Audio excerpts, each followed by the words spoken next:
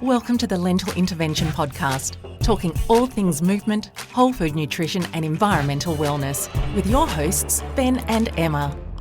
Welcome everybody to episode 1 of very first of many to come, I hope. My name is Ben Adelberg. I am sitting in Auckland, New Zealand, and I'm joined by my co-host and co-creator of the Lentil Intervention Podcast, Emma Strutt, who is in Boonah, southeast Queensland, Australia.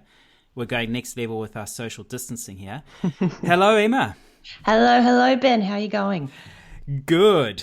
Oh, look, let's be honest here. We're super nervous. I don't know why, but our very first episode, and we kind of set some expectations here for ourselves.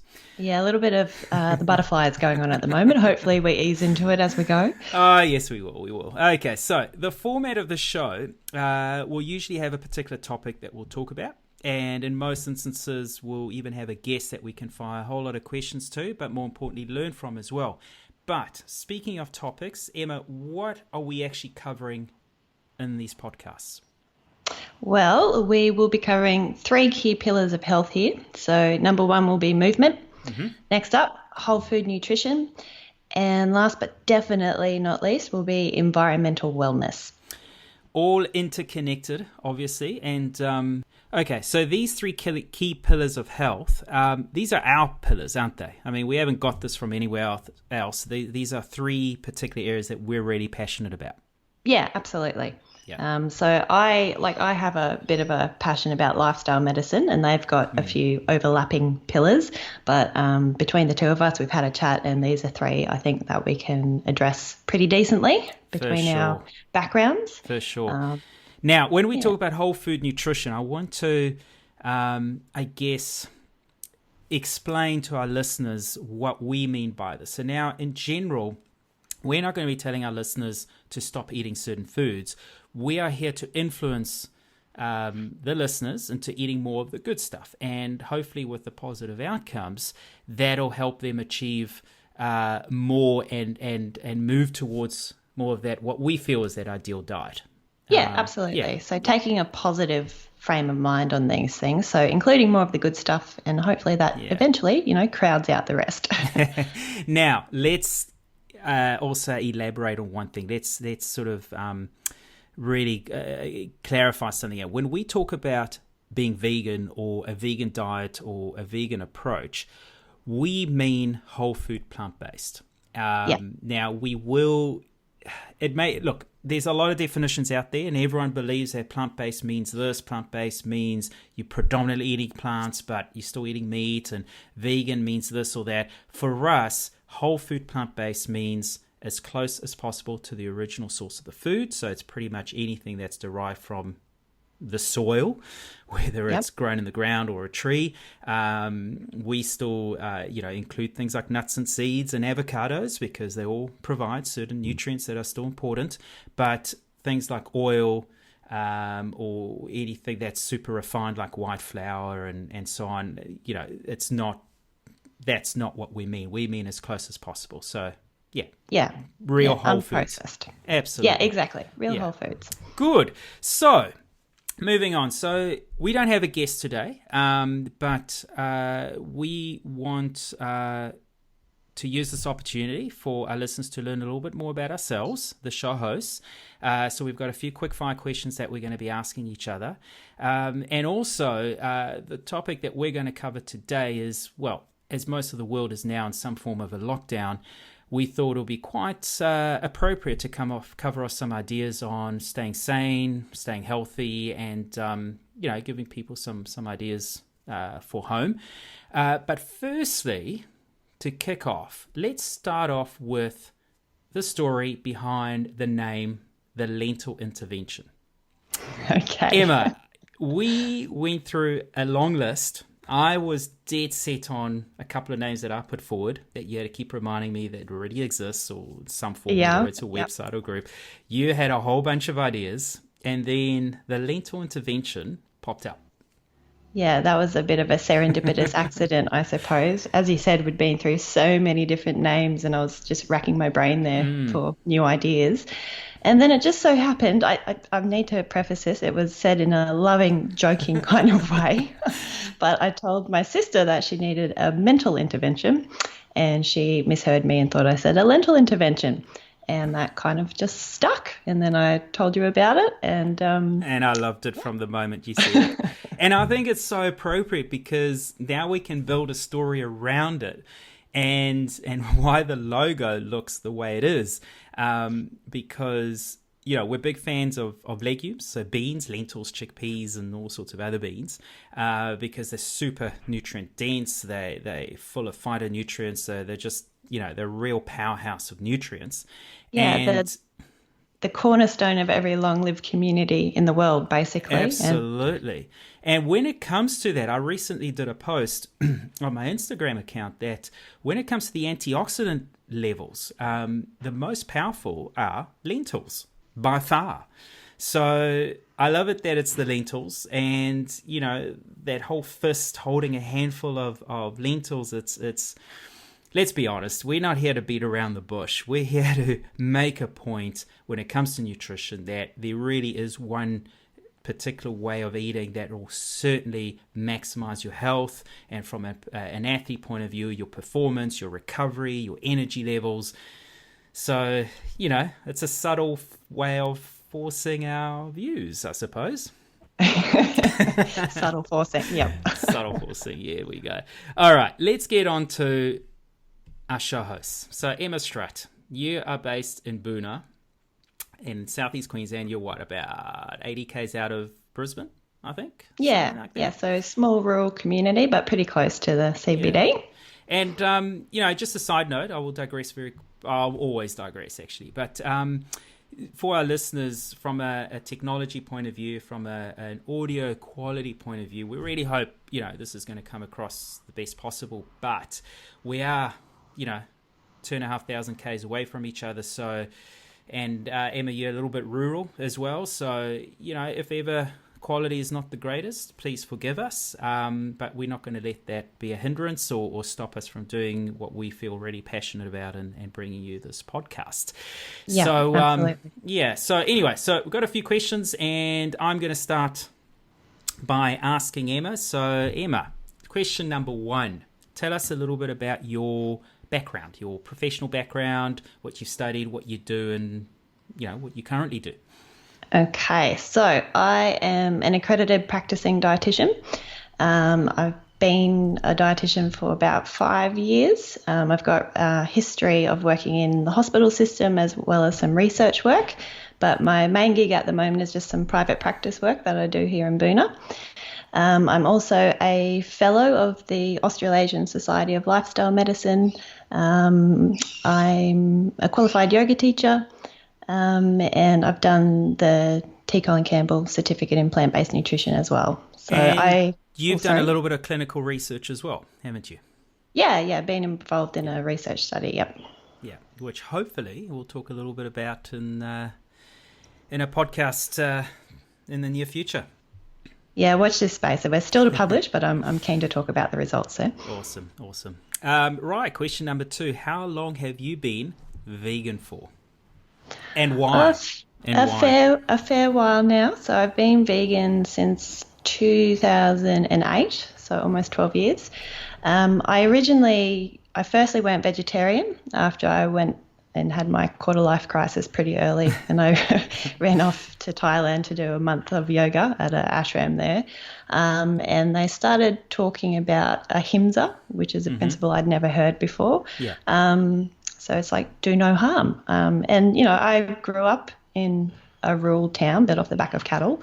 So I'd never really stopped to think about, how my food arrived on my plate before. I didn't know any vegetarians or vegans growing up. But yeah, I went vegetarian after that. And then I started doing more research around the ethics of food and factory farming and just how my food was processed. And very shortly after that, I read the China study by T. Colin Campbell, and then delved into that whole world. Who also came from a dairy background. Yeah, that's right. Yeah, so did Neil Barnard, actually. That's right. So I've been whole food, plant-based, vegan ever since then. You started off vegan when it was considered extreme, wasn't it? It's not what it is nowadays. Now, obviously something that I'm always passionate about. You had a sporting goal for 2020, didn't you? I say had because, might be a little bit derailed for now. Bit of a spanner in the works there. So like many, many years ago when I was younger, I have a background of competitive swimming and went to nationals and rah. So I wanted to kind of get back into that, and I had the aim of either doing a reasonably long distance ocean swim or a swim run event towards the end of the year. But unfortunately at the moment with the isolation restrictions and the closure of all the pools, that's been put on the back burner. So basically my new sporting goal is just to stay as fit as I possibly can when I'm in lockdown. Just move. That's a good goal. Yeah, but no, get on my yoga mat a bit more and maybe work on my push-ups. Well, I was definitely trying to encourage you to consider doing one of the Brecca swim run events in New Zealand. Stunning locations. I don't know if I did mention the overall distances, but... No, you conveniently left that out and trying to twist my arm into that. But between Wanaka and Bay of Islands, what a goal to have, and I know it's growing in Australia as well, so there are some options. Well, again, will be some options there. Now, lastly, your passion. So why are you part of this podcast? Why did you want to be a part of this?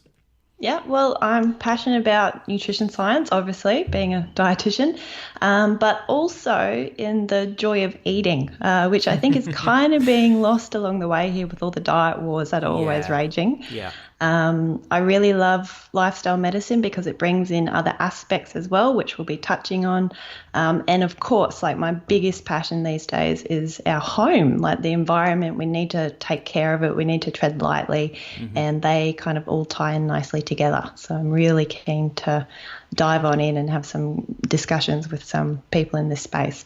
Yeah, and to our listeners, we've already got a little short list that's going to keep growing, obviously, but a list of some very, very exciting guests that we're hoping to bring to you. So, watch this space.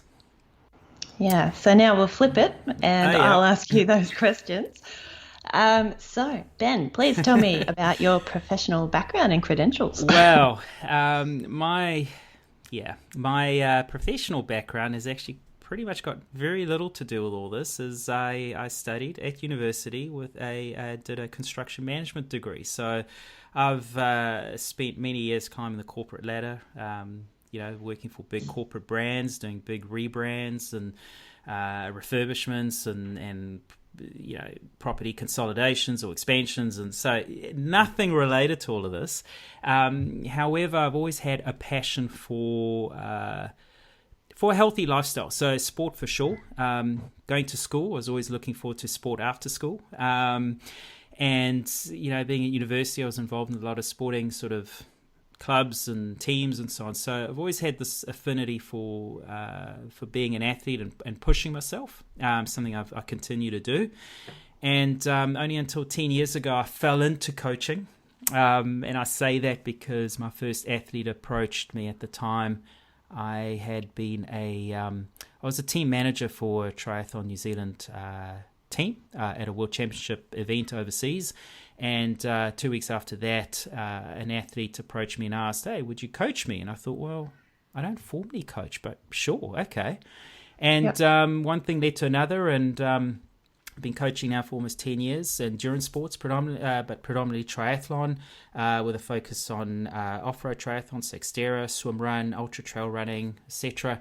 And the nutrition is something I've always had an interest in, and I've my whole, through my teenager years already, my mum would bring from the supermarket those little educational pamphlets of, did you know that these foods contain these nutrients? Or, and I've always had an interest in nutrition. And funny enough, dietetics was actually something I considered studying at university. But funny enough, I think, I don't know why I went the path that I took.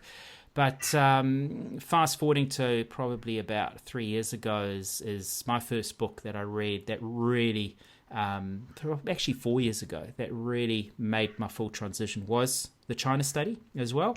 Yeah. And that really opened my eyes. And so now, fast forward, and I've lost count of how many of my own workshops I've delivered here in New Zealand and parts of Queensland, and how many expos and food festivals and so on that I speak at now, and just that interest in plant-based nutrition. And what I love now is that I'm still an athlete, I'm still pushing for big goals, and I'm showing that it can be done on plants. And I think, there's a huge opportunity there as well.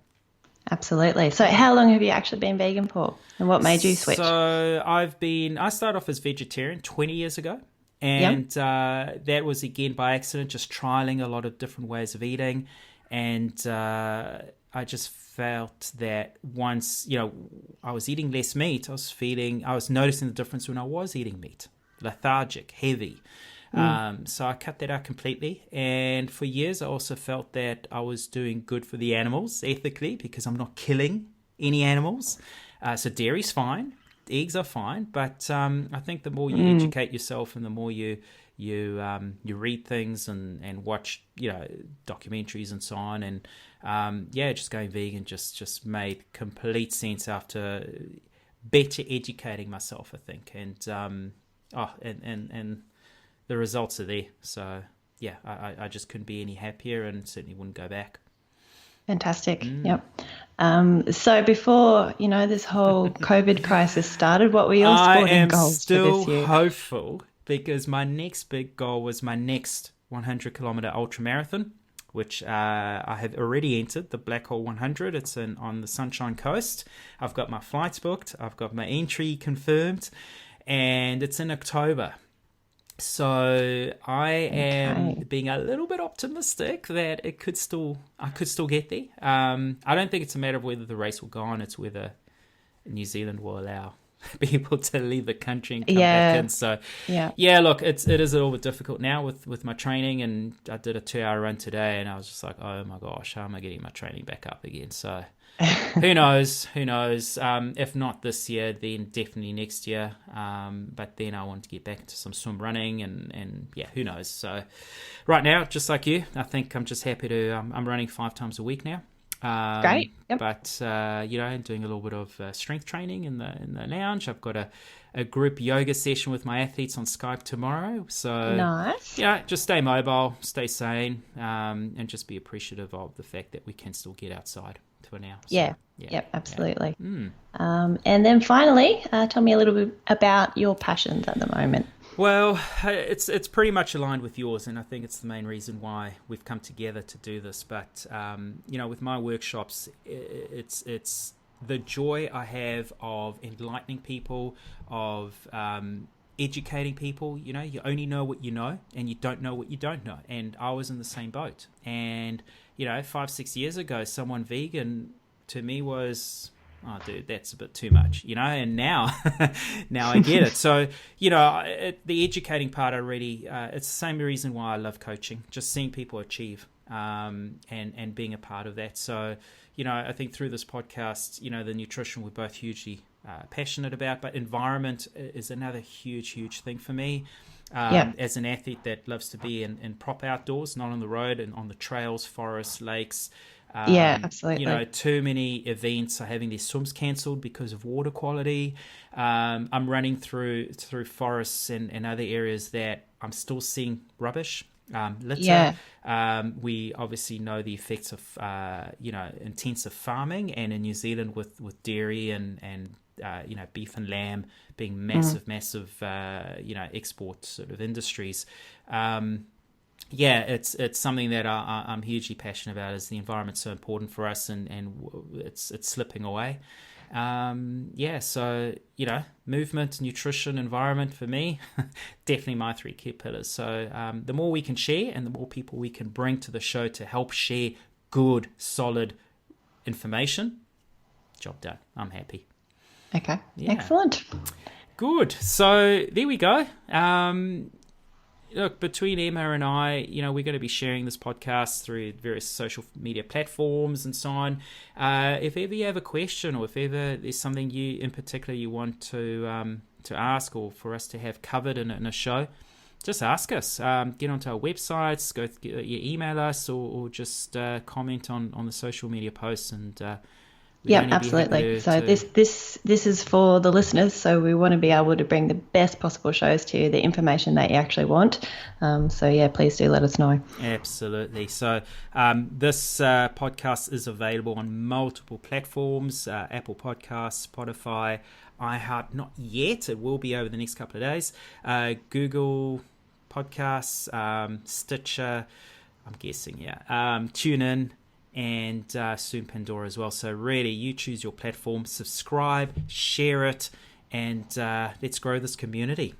Actually, speaking of which, Emma, we were talking about, let's aim big. Let's first focus on this podcast, and but after that, we had a couple of little ideas that why not put it out there and see what comes back. But we wanted to do a little bit more down the line.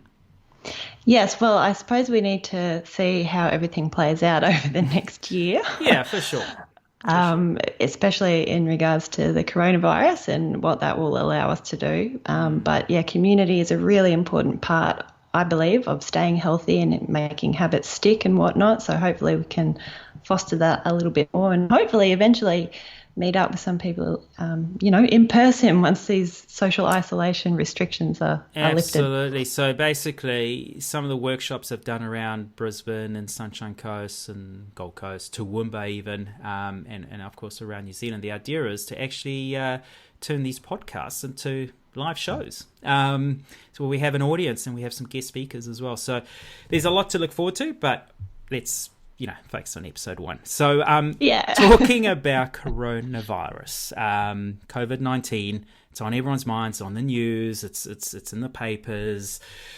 Oh, I'm sick and tired of hearing it. Let's talk a little bit about, we're at home, we're stuck at home, or we should be. And Emma, what should we be doing? Yeah, okay. Well, firstly, I just want to say that it's not all bad news. Like, there's a lot of drug and vaccine trials underway. It looks like in Australia, and I'm assuming New Zealand, I haven't looked at your stats, sorry, but it looks like we're finally kind of getting on top of things a little bit here, as long as we still keep following these rules. Hopefully it won't be as terrible as we've seen in other countries. So there are positives, I suppose. I don't want to be too insensitive because it's causing a lot of pain and a lot of, sadness for certain people. People are dying, people are losing their jobs, but there is a positive aspect to this. As far as what we should be doing right now, apart from trying not to stress too much, number one, good hygiene, obviously. So I'm sure everyone's heard it by now, but washing your hands, social distancing. I think it's 1.5 metres in Australia and 2 metres. 2 metres, stick to 2 metres. yeah, you're ahead of us there. yeah, by half a metre. But interestingly, on the good hygiene part, and we were laughing about this the other day, it's all the stuff our parents used to nag us when we were growing up as kids. When you come home, have you washed your hands? Take your shoes off. Don't walk with shoes on inside.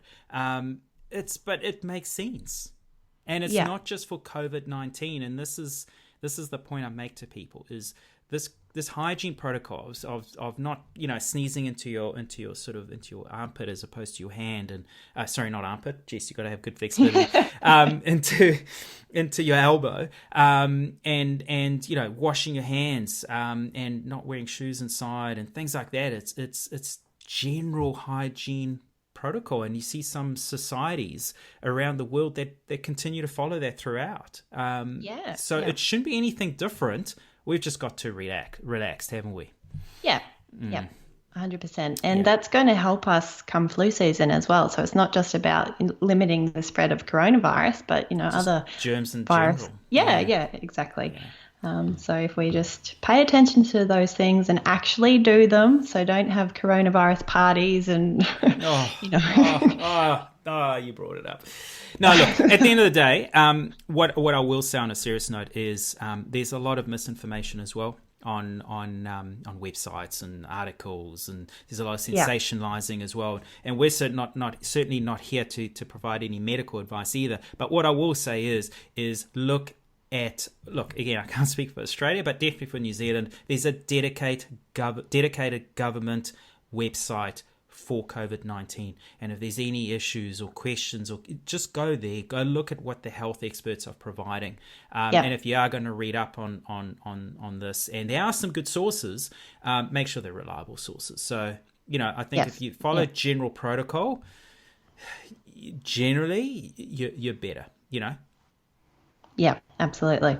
Yeah. So what we do know about the virus is there are some risk factors. So, of course, older age, because as we age, our immune system tends to just decline a little bit. Smoking. So if you're a smoker, please try and cut that out as quickly as you can. Well, here's another reason to cut it out. Extra motivation for that now.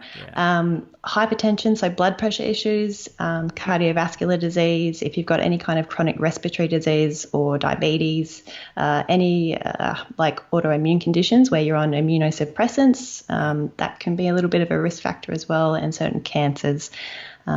So we know that some people are walking around and they don't even know they have it, whereas other people get really, really sick from it. So if you have any of those risk factors, being with those hygiene measures and social isolation, and if you can, get friends, family, neighbours to, go out and do most of the tasks that you would usually go out of the house to do.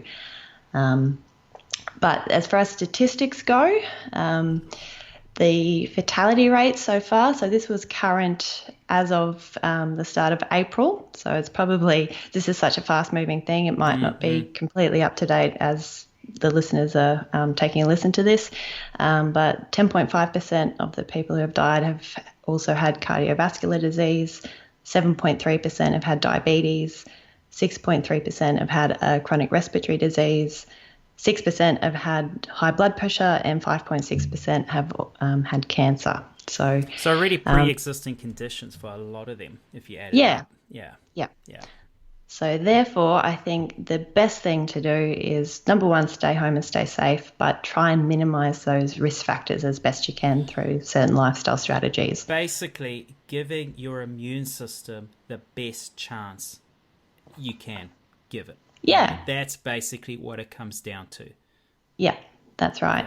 And I do just need to clarify here, because I've seen a lot of things going around on the internet saying boost your immune system by doing this, or take this supplement to boost your immune system. And I've even been guilty of this slip of the tongue as well, but we don't actually want to boost our immune system as such, but we just need to keep it as healthy as we can, because a lot of the coronavirus deaths actually because the immune system has basically been going into hyperdrive. So you get what you call a cytokine storm, and you produce a lot more immune cells than you would normally. So we don't actually want to be boosting our immune system too much. We just want to make sure it's nice and strong. So if you get one of these cytokine storms, if you had that in your lungs, for example, you could end up filling up your airways so much with those immune cells it causes blockages and, eventually death. So, we don't want to boost it too much. We just want to keep it strong and healthy. Yeah. And the other thing I just want to add quickly is the reason why we're so obsessed with basic things like, the social distancing and we'll talk about face masks at the end, because I wanted to throw that in. But, all these tips we're providing is one of the key things about this COVID-19 is that you could, on average, if you had it, you could be carrying it unknowingly for up to 11 days. Yeah. And, a lot of these measures are not necessarily about stopping you from getting it. It could also actually be stopping you from spreading it. And, that's right. And in New Zealand, there's been another a good term that's been, actually our Prime Minister, Jacinda Ardern, has said, is act like you have it. Yes. So if you actually had something that was deadly, super contagious, which it is, what would you do to prevent the spread? And I think perhaps that actually changes our mindset a little bit. It's not, but I feel fine. Well, you might still have it. And by the time you're actually starting to show symptoms, by the time you get tested, there's a 2-week lag already from when you caught it. And, and most of that period you didn't even know you had it. So really, it's not just about stopping you from getting it, but it's also, I guess, being responsible in a way, but not, sort of spreading it yourself, especially to those that are close around you. Yeah, 100%. Yeah. Right. So we've got a list here. So Emma, what should we be doing to minimize the risk of contracting COVID-19 or any other flu this season. Yeah, okay. Concentrating on the lifestyle factors that you can actually control. So number one, I thought it'd be really important to talk about sleep. So at the moment, I know a lot of people are stressed and anxious, and I know I've fallen into this trap a fair few times as well, but I'll be scrolling through my Twitter feed to try and get, the latest updates on things well into the night. So my sleep's not as good as it should be. But sleep actually has a really important role in your immune function as well as stress management. Yeah. So we know that impaired sleep quality is linked to higher nighttime cortisol and glucose levels. And as we know, one of those risk factors is diabetes. So if you're hyperglycemic, that's going to impair your immune a little bit. But basically, if you don't get enough sleep, it's going to affect every cell in your body, even your fat cells. They become a little bit metabolically sluggish, I suppose you could say. Yeah. And by good sleep, we mean 8 to 9 hours in the correct window. And that's nighttime, basically. So, I should have looked this up, but is it between 11 and 3 is the absolute super crucial time you should be fast asleep, I think, somewhere around there. Yeah.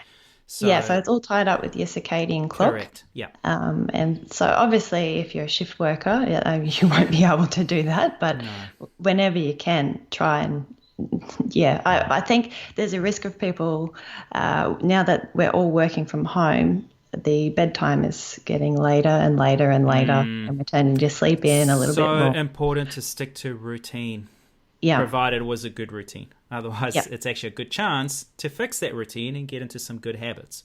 But, that's right. Yeah. But as far as your immune function goes, so good sleep is really important for proper functioning of your killer cells and a whole bunch of other white blood cells. And when you have impaired sleep duration, that's actually linked with lower resistance to illness, increased pro-inflammatory markers in your body. Sleep impairment can even impact how effective a vaccine is going to be. So it's really, really important. I'd put it up there as almost as important as washing your hands for 20 seconds. Couldn't agree more. Yeah.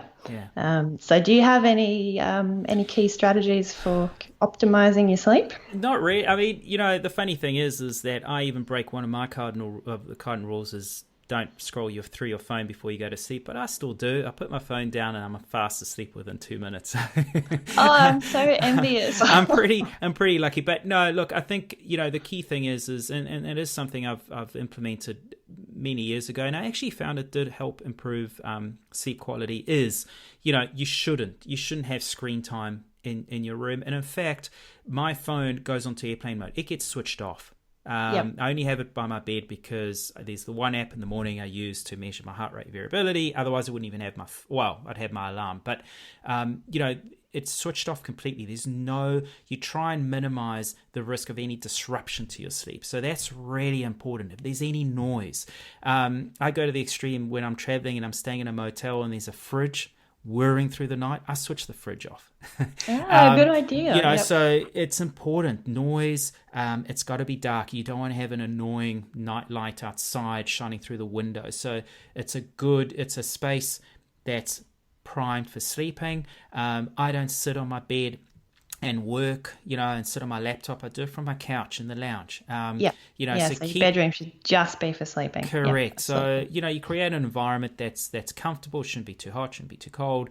And as far as routine, once things come down a little bit with my routine as well, because I've got so much else on the go, is I do like to read.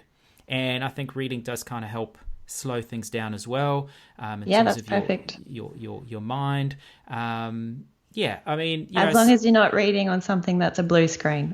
Correct. So a real good old school book on recycled paper. Some say don't have hot showers because, again, it gets the blood flowing.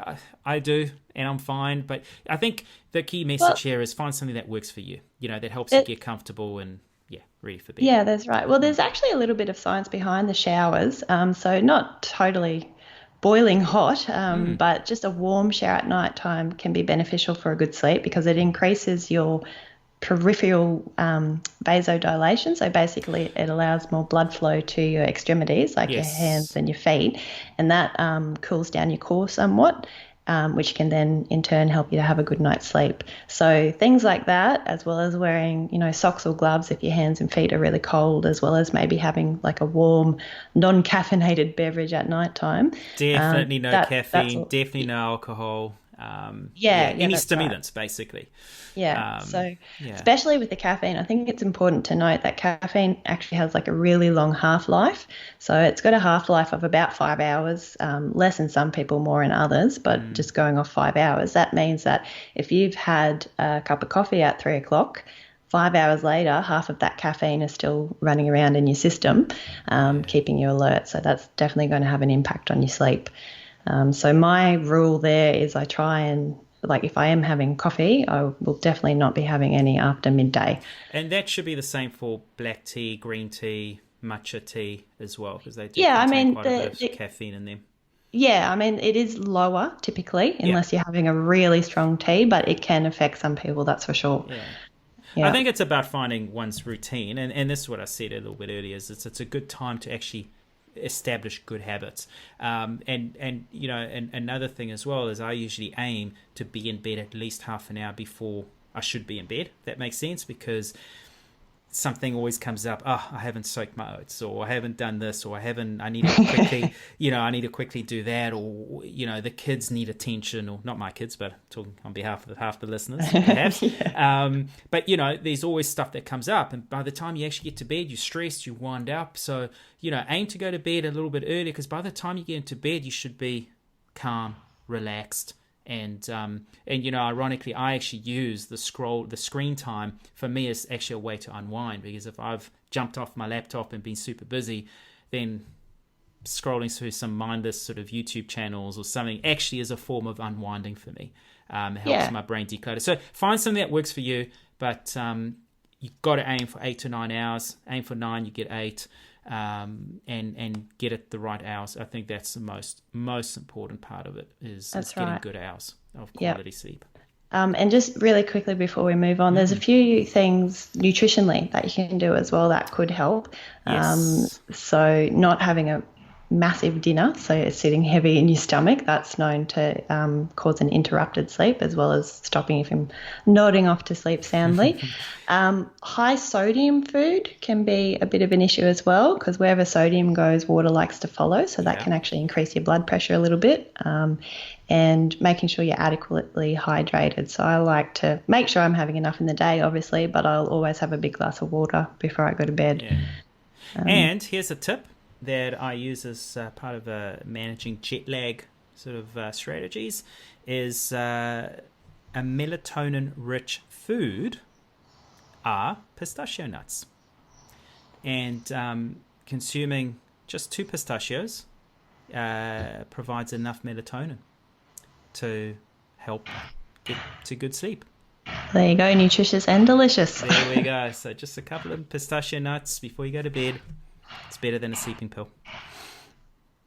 Yep. All right. So seeing as we're already talking about nutrition, do you want to just continue on with that? Carry on. Go for it. Okay. So I think it's important to start by stating that as far as coronavirus goes, this is a new virus, so there's no specific food or diet that's actually been demonstrated to improve outcomes. Like, we just don't have the studies for that yet. So this next little bit is all just going to be general nutrition tips and how to keep your immune system nice and healthy. Again, giving your immune system the best chance it has or can by giving it the best food. So that's right. And we know that people with comorbidities are harder hit, so these kinds of tips are going to help manage those symptoms as well. For sure.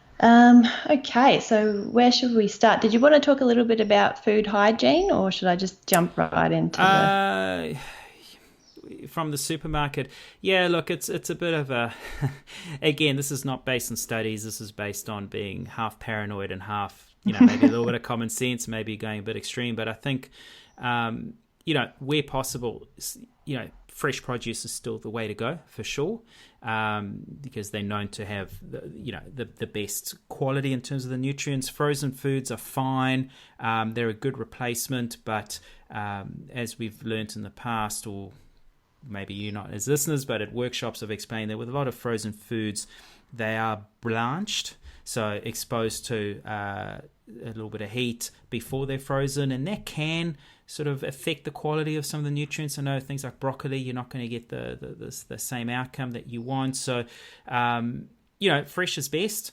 And the irony is that whilst I've made a massive conscientious effort to move away from plastic, I'm actually looking for produce now that is, bags of apples or bags of stone fruit that are actually in plastic bags, just because, again, there's less handling. But what I did do with my last shop is filled the kitchen sink with a little bit of soapy water, and I chucked all my fruit and veg in there just to give it a rinse, left it in the drying rack, done. So I think just basic, again, I think we should be doing basic hygiene anyway. When we come home from a shop, wash your hands. Don't put the bags that you've had in the dirty trolleys on the dirty floors and so on the clean countertops. If you have, make sure you wipe that down. I leave them on the floor in the kitchen, and then I decant the bags. Fruit and veg, you can give them a rinse. Packaged stuff, you can give a wipe down. And, and the rest is again, common sense. Wash your hands after that. The bags, leave them somewhere else. They should be washed. Your reusable bags should be washed every now and again anyway. And then when you're cooking, again, basic hygiene. Wash your hands before you're handling food, and wash things if they need to be washed. And heat, exposure to heat does kill a lot of bacteria as well. So I don't think we need to be too paranoid, but basic hygiene in the kitchen is super important anyway, regardless. Absolutely. Yeah. And I'll agree with most of that. I will have to admit I haven't been using soap on my fruit and veggies. I've just been rinsing them really well under water. Yeah. But yeah, I've been doing more cooked foods than I usually would, just because, that heat over 65 degrees, if you are a little bit paranoid about things, will deactivate the virus. Yeah. But as far as nutrition goes, if you become deficient in certain micronutrients, that can, increase your likelihood of getting sick and impair your immune function a little bit. So we want to make sure that we're including lots of fresh produce, lots of fruits and vegetables, whole grains, legumes, etc. Did you want me to run through particular nutrients that might be a bit helpful? Yeah, I think let's do that. Why not? Yep. All right. Okay. So if we start off, maybe we'll start off with the antioxidant vitamins, because we know when your body's fighting an infection, it can lead to higher levels of oxidation. So oxidation will cause free radicals. So we want to kind of combat that. So vitamin A, vitamin C, and vitamin E are all really important there. So vitamin A, vegans and plant-based eaters typically tend to eat beta carotene, which is then converted into the vitamin A. So that will be things like your dark green leafy vegetables, your orange coloured fruit and veg, so things like carrot, sweet potato, pumpkin, papaya, and your leafy greens, of course. I want to hammer the point that your leafy greens you should be having multiple times a day. Correct. If you can. Yeah. Vitamin C. So obviously everyone knows that citrus fruit is really good for vitamin C, but kiwi and strawberries are fantastic as well. As far as your vegetables go, capsicum's really good, tomatoes are pretty good as well, and broccoli. Yeah. Would you have anything to add on these? No, broccoli definitely came to the top of my head, but no, carry on. Look, I mean, at the end of the day, as long as you're having the typical well-balanced whole food diet, exactly, you're pretty much ticking all the boxes. The only risk that some people might find themselves in is a time like this, they might say, you know what, I'm not going to buy, let's say, fresh produce. Let's say they go to the extreme because it's exposed and it's handled. I'll just stick to beans and I'll stick to the grains and so on. You can live on that, but you're not getting the full complement in the quantities that you'll get from including your fresh fruit and vegetables as well. So because it's not just about the vitamins and minerals, it's all about your exposure to the polyphenols and the Correct, yeah. antioxidants and everything like that as well. So keeping your diet varied as possible is definitely going to help. And we know that with our immune system, like our gut bugs, our microbiome have a profound effect on that. And about 2/3 of our immune system is actually distributed in or around our gut. So we want to be keeping our microbiome happy and healthy so they can keep us happy and healthy too. Exactly. So we really would like a good variety there. Do you have any special mentions as far as foods or spices? There's one thing I like to encourage people to drink. I do when it comes to winter, and that is a ginger cinnamon lemon tea. And you Sounds delicious. Don't even need the real deal in terms of fresh ginger or cinnamon sticks. Is just ginger powder, cinnamon powder, usually a sort of like a 2-to-1 ratio, a little bit of lemon juice and hot water. And ginger is extremely antibacterial. Amongst other properties, but very antibacterial. Cinnamon's antiseptic amongst its many properties. So it's a great drink to have to keep if you're starting to come down with a little bit of a throat infection, itchy throat, get onto that straight away. And you'll find that it can, I don't want to say it'll cure you, but it'll certainly help, against any bacterial infections as well. So it's a nice drink to have during the winter time at least. Yeah, and I wanted to give a quick shout out to 3 different foods here. So mushrooms and nutritional yeast. They contain yeast, for anyone that doesn't know, is also called savoury yeast or nooch. So they contain compounds called beta-glucans, which have been found, I don't want to overstate the obviously more research is needed, but it shows great promise so far for keeping the immune system pretty healthy. There was a really interesting study done on some athletes, and they supplemented those athletes with 1 spoonful a day of nutritional yeast, and that actually reduced the occurrence of the common cold by about 25%. So I have come across that study. Yeah, that's pretty exciting and stuff. The other thing about mushrooms is vitamin D. And yeah, that's right. Popping them out in the sun to absorb some UV. That's right. And actually, on my YouTube channel, I did a video on that. But actually, what's important, we don't actually have it here, so maybe we'll talk about it quickly now. Is the importance of vitamin D to help boost your immune system, and that's super important, especially with us in the southern hemisphere now going into winter. Maybe being exposed less to sun or not even going outside because it's too cold or it's raining. So it's important to maintain those vitamin D levels, and mushrooms are by far the best plant source for that. And exposing them to sun helps boost the D component that converts it to vitamin D in the body, so the precursor basically. That's right. So mushrooms are great. It's great to consume all the time, in fact. But absolutely. So vitamin D, it's a hot topic, that's for sure, but the science is still like a little bit of a mixed bag. But you're definitely right, like there is an association with low vitamin D levels and a reduced immune response, and that is a nutrient that can be a little bit low on vegan diet, so it is just good to be aware of making sure, if you can't get outside, to include things like mushrooms for sure. Absolutely. And the last special mention I wanted to do as far as certain foods go is gold kiwi fruit.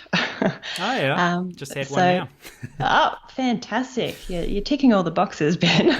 Good. So gold kiwi fruit has been shown to reduce the incidence, the severity, and even the duration of upper respiratory tract infections. So I think all of these particular foods and spices that we've mentioned, it ties back into keeping our microbiome healthy, basically. Yeah, for sure. Because our microbiome isn't just in our guts either, it's on our skin, and our lungs also have a microbial community too. So want to keep them functioning really well. Anything else you kind of want to add on that topic? No, because we can keep going on for hours, but I think we've covered the key things. I'm probably rambling a bit too much. No, this is good, and really at the end of the day, keep your broad spectrum colours. Go for colours, the rainbow. Go for all the different food groups in terms of the plants, and you don't have to worry about certain key. What has got more vitamin A, vitamin C. If you're eating the wide, good balance. Yep, 100%. Then you're fine. then you'll be takes ticking those care of boxes. itself. Exactly. All right, so we might jump onto your baby now. So talking about movement and exercise.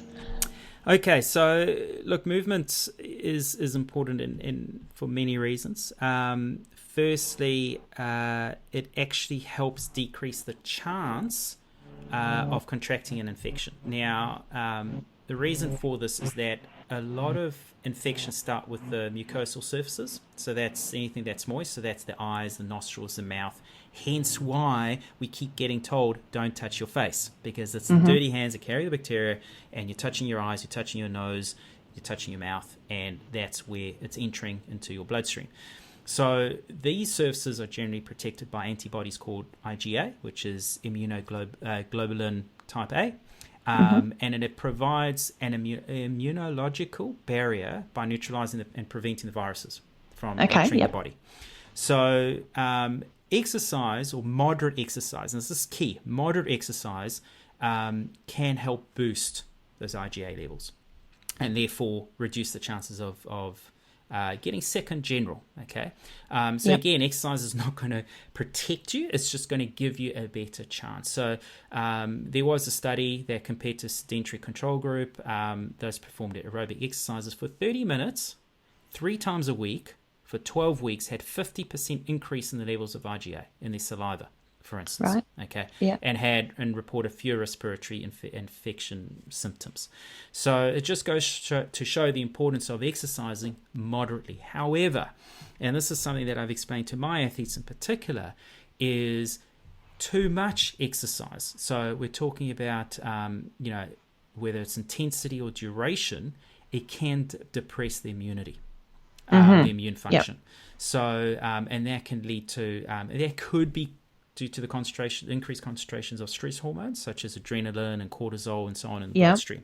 So this is why with a lot of my athletes, where if some of their programs that were up to 3-hour runs or doing 4 or 5 hour bikes, I've pulled those back for other reasons. We shouldn't be going and exercising too far away from our immediate neighborhood, etc. But the intensity I've also pulled back and only allowed 1 high intensity per week, because whilst I want everyone to move, which can help boost the immune system, on the flip side, too much can actually be counterproductive. So it's important that the moderation is important. So I wouldn't do more than an hour of sort of aerobic level, nice and simple. You can still talk, you can breathe controlled, and maybe 1 or 2 higher intensity is enough. So be careful right now online. There's a lot of, I know Les Mills here now have got every day. You can log on to whatever platform they're using and doing these high intensity workouts, or Swift for the cyclists. You can jump on and do all these races every day. Don't get carried away, because you can actually do more harm than good. Yeah, I think that's an important point to make for sure. Yep. Absolutely. So that is important from an immune system point of view. On the other hand, now, this affects a lot of people now working from home. And even if you're not working from home, you're probably sitting on the couch a lot and doing a lot Netflixing and whatever else. Is too much sitting can cause endothelial dysfunction. Okay. Now, what does that mean? Is endothelial dysfunction is the inability of the inner lining of the blood vessels to signal the arteries to relax normally in response to blood flow. And what we find with that is your glutes, for instance, your gluteus maximus and minimus, basically, your glutes, the muscles in your butt area, basically, are not able to, or forgetting how to switch back on. And a lot of running injuries, whether it's the foot, or the knees or hips, or a lot of those injuries come from poorly working glute muscles. They're not activating properly. They're not functioning as they should. Also, you find your hip flexors are super tight as well. So they've got a lazy butt, pretty much. You've got a lazy butt, and your hip flexors are super tight, which makes you more susceptible to, pulling a muscle. You're limiting range of movement. So whether you're a swimmer, you need good range of motion. Cycling can actually cause tighter hip flexors, but running as well, you want a good range of motion. So it's important to get up and move. And simple movement can be, one of the reasons it actually works hand in hand is if you remind people to stay hydrated, you've got a glass or a bottle of water at your desk, keep drinking. I need to keep going to the toilet. You're going to get up. You're going to move. I need to fill up my bottle. You're going to get up. You're going to move. Now, in a work scenario, in an office scenario, you don't actually realize how much you are moving. You're standing up, you're speaking to a colleague, you're going into a meeting, stepping out of the office, you're coming back in.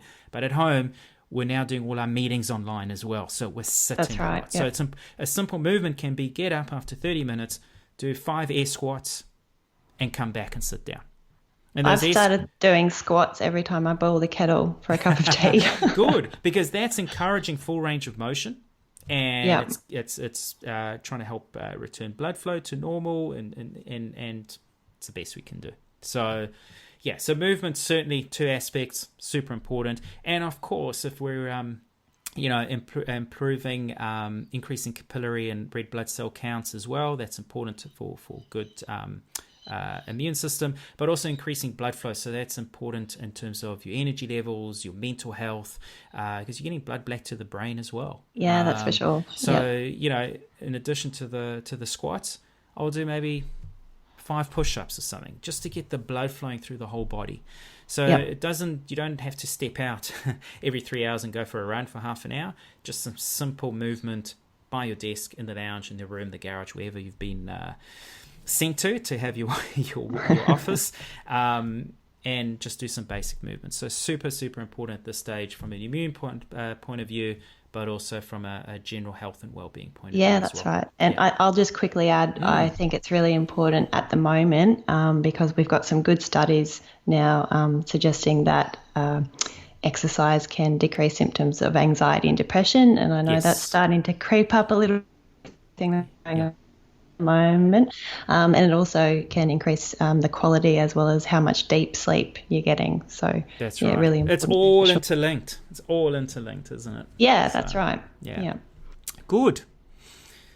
Right, stress management strategies. So okay. What should we be doing here? So number 1, I would say every now and then turn the news off. Go information and read overload. Yeah, that's right. And it's just a never-ending feed now. Like every time I watch the news, I'm actually, I'm still really interested in everything that's going on. I'm reading all the papers, like the scientific papers that I can get my hands on. But I'm actually craving some updates on other things that are happening in the world. I feel like we're not knowing what's going on these days, apart from coronavirus. But anyway, apart from that, switching the news off, reading a good fiction book or something, just completely removing yourself from that situation, I think is really, really important. I also have started getting back into the meditation a little bit more. Do you do any meditation, Ben? No. No? Okay, well, I'll just take this one then. No, I don't. So for anyone that is interested in kind of picking that practice up a little bit, there's a lot of good apps that are available now that are offering free facilities. So I tend to go with Vedic meditation. So I really like the Blissmore app and the book that goes with that by Light Watkins. But if you're just after some guided meditations or some music meditation, things like that, Insight Timer, Smiling Mind, Headspace, there's just so many apps that are available now. So that would help kind of guide you if you've never done any meditation before. But, other things like playing with your kids, doing jigsaws, playing some music, getting back into a hobby that you used to have. Basically being distracted from doing work. Pretty much. Yeah. Now, just on that note of meditation and breathing exercise and so on, is another area that I'm super passionate about and big on is heart rate variability. And what that is that's the interbeat variability between heart contractions, so measuring the activity of the autonomic nervous system. And people think that if my resting heart rate or my heart rate is 60 beats a minute, that the gap between each heartbeat is 1 second all the way through. It's actually not. So the higher the variability, so the higher the bigger the difference, the more rested you are, or in other words, the lesser state of stress that you're in. And stress comes in all forms. Stress comes from poor nutrition. It comes from doing a big training session, but it also comes from actual stress. It comes from injuries. It comes from poor immune system, or whether you're actually in poor health as well. So, when we talk about breathing exercises, is So heart rate variability, it's also measuring the balance or the between your parasympathetic nervous system, which is your rest and digest, and your sympathetic nervous system, your fight. So there's always one that's more dominant than the other generally.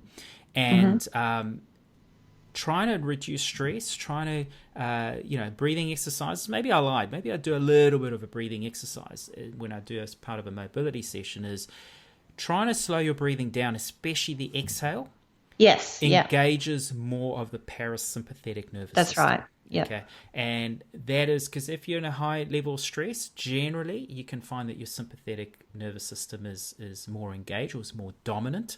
That's right. And, you want to bring that parasympathetic nervous system through or make it a little bit more dominant. So slowing your breathing down helps improve your parasympathetic nervous dominance, and that can try and bring a little bit of that stress level down as well. So it's quite a and again, there are apps that do that. You can do controlled breathing, so you follow the app. It tells you when to inhale, when to exhale, whether you hold your breath or not. I mean, there's different processes around that, but just general control of your breathing. Belly breathing as well is important. That's right. Yeah, not breathing from your chest. So I was about to say, that's a key aspect of I always ask people, I always put them on the spot. When you inhale, should your stomach come out or in? Yeah. And the correct answer is, I won't say the wrong thing, I'll confuse people, but the correct answer is when you inhale, your stomach needs to come out. That's right. And a lot of people, funny enough, actually breathe incorrectly. And it's also a cause of stitches when you're running, because what you're doing is if your stomach is coming in as you inhale, you bring your stomach in, and you're not allowing your diaphragm to lower itself. So the lungs, as they expand, they're hitting that diaphragm. And that's the stitch in inverted commas. So really simple breathing exercise to make sure you're doing that is just if you're sitting in a chair, sit up pretty straight, put one hand on your chest and then one hand on your upper belly where your diaphragm would be. And when you're taking those slow, controlled inhales and exhales, actually seeing which hand is moving. Yeah. And when you're breathing in, it shouldn't be the hand on your chest. It should definitely be the one on your belly. Bingo. Yeah. So that's quite a useful thing to do. Do it when you go to bed, at night, lying on your bed, to help you relax and unwind and get you into a good state of, calmness, or do it during the day. Doesn't matter. Yep, absolutely. And I think it's also important to mention, just trying to reframe our thoughts a little bit at the moment too. It's really easy to get caught up in all the negativity. That's right. But doing some grateful exercises, I think actually it sounds a bit hippity-dippity, but it really does help. No, I'm a big believer in that, and maybe we'll spend a podcast on mind frames and so on. And but I mention that a lot to my athletes as well, because negative thoughts fester. And all this negativity actually increases stress as well, which means your performance will be, affected as well. So try and, focus more on the positive outcomes, positive thoughts, and that puts you in a more positive frame of mind, more energy and just a happier person. So, that's super. Couldn't agree more with that. Yeah. So speaking of positivity, the last point here is reaching out to community members. Yeah, absolutely. So I think it's really important to reconnect with what it means to be human. We are herd animals, and unfortunately we can't do that at the moment, but reconnecting with people even from a distance. So, making sure that you're checking in on your elderly neighbour, or, the mum and dad that might be stressed to their eyeballs now because they're caring for 4 kids at home, just checking in, basically. Yeah. No, that's one of the things I mentioned to my group of athletes a couple of weeks ago as we were preparing to go into our lockdown. And I ended off by saying, be a leader. Reach out to your immediate neighborhood, and that's what I did. I live in a very small block of units. There's only about 7 of us, but 2 of them are elderly ladies on their own. So I went and knocked on their door and introduced myself and said, hey, if you ever need a hand getting some essential supplies or whatever the case is. And actually I went next level because I live in a cul-de-sac. It's a relatively small street, so I did a little mail drop, and again offered just basic. I don't know what I was offering because I don't know what I could offer, but basically just general support of people wanting ideas on immune boosting, maybe I shouldn't have used that term now, but immune boosting recipes, or trying to get everyone converted to good eating, or exercises to do in the lounge, because I've been doing a lot of content that I've been putting up on YouTube at the moment. But just reaching out and awesome. And sure, out of the whole street, 3 people reply, but I've had a chat with one gent who's actually a plant-based runner himself, and wants to study nutrition now, and so I had a good chat with him on the phone, of course. And you never know, and you make some new friends as well. So it's important for sure. That's right. And hopefully a lot of these aspects that are starting to creep in will stick with us even when things start to return to normal. Like we said, creating good habits. It's a good chance to do that for sure. Right. I want to touch on one thing that we've added in, or I added in, is face masks. Now, there seems to be quite a contentious issue at the moment, because whatever you read now, there seems to be a lot of varying opinions. What face masks are a waste of time, but then you look at certain countries and it's the absolute. You look at Taiwan, you look at Singapore, every single person is wearing it. The government is manufacturing more than there is as a population, and forcing everyone to wear it, whereas countries like New Zealand and perhaps Australia as well saying, it's not necessary, but then is that because they don't have enough? Or, so what are the thoughts on that? So I just wanted to cover a few things on that. Now, for me personally, I initially thought, probably a waste of time. Focus on good hand hygiene. Social distance is as good as everyone that you're around with. So you might have that mentality, but you step outside and people don't respect that around you. So, but I've come across a couple of interesting articles, and it's changed my mindset. And when I go not when I go for a run, but when I go to, say, do the groceries, I do wear a face mask now, and I don't wear the paper ones. I've purchased online, reusable, and so reducing waste. But the outer barrier material is made from a mixture of a polyamide and polyurethane sort of fabrics. It's kind of resistant to moisture and things like that, but still breathable. So wear it once, stick it in the wash it, and it's good to go again. So I'll wear it. Now, the reason why I wear it is a couple of things. Firstly, there's it is on the, what's this website? Is it PubMed? It is on PubMed. The title of this paper is Physical Interventions to Interrupt or Reduce the Spread of Respiratory Viruses. And they have found that 6 out of 7 studies showed that face masks, surgical or other, offered significant protection against SARS. So SARS is another sort of flu-like virus that we've experienced in the past as a world, as a population. And they found that wearing a mask in public was associated with a 70% reduction in the risk of contracting SARS. This was another study. And even wearing something like a buff or a tea towel or something lesser, but can also limit how much can come through or not. The other thing is that I really like is that wearing a mask actually stops you from touching your face. If it's fitted properly. If it's fitted properly, correct. So, COVID-19 is a respiratory type virus.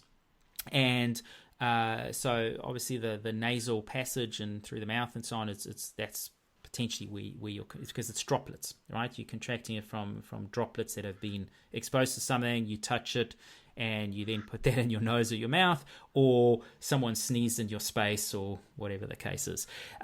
So also wearing a mask helps maintain the nasal humidity higher than not wearing a mask. So maintaining humidity means you're maintaining fluids, and part of one of the reasons why we produce tears in our eyes and sometimes excrete fluid out of our nose and so on is to help protect ourselves from invasion, I guess. So you're keeping your mucous membrane more intact. Correct. So based on those simple theories, the fact that I don't want to touch my face, because you'll be surprised how much we actually do if you really think about it, and in the event of someone's sweating or spitting or coughing or whatever in your space, and it just minimizes risk. It's not going to make me invincible. It's not going to protect me 100%.